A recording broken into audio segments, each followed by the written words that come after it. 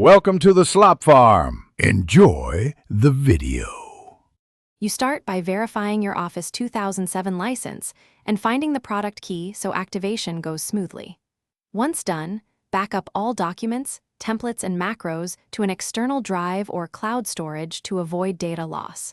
Make sure your PC runs a supported Windows version and has at least 20 gigabytes free. This prevents installation failures. Next, disable antivirus temporarily and close all Office apps so the installer can replace files without conflicts.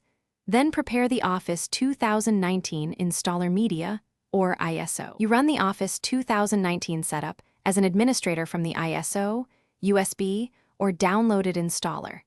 This ensures proper permission to modify system files. During the process, choose Custom Install if you want to select apps and remove legacy components that might conflict with newer versions.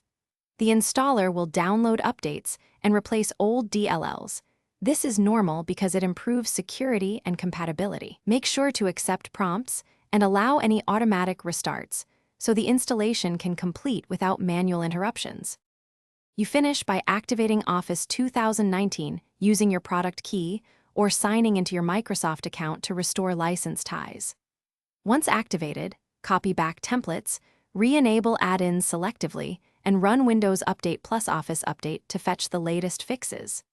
If something goes wrong, installation error or activation failure, run the Microsoft Support and Recovery Assistant or use the built-in repair from Control Panel. It diagnoses missing files and registry conflicts.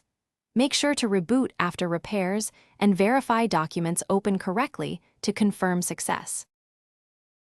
Thanks for watching. Consider subscribing if we helped you today.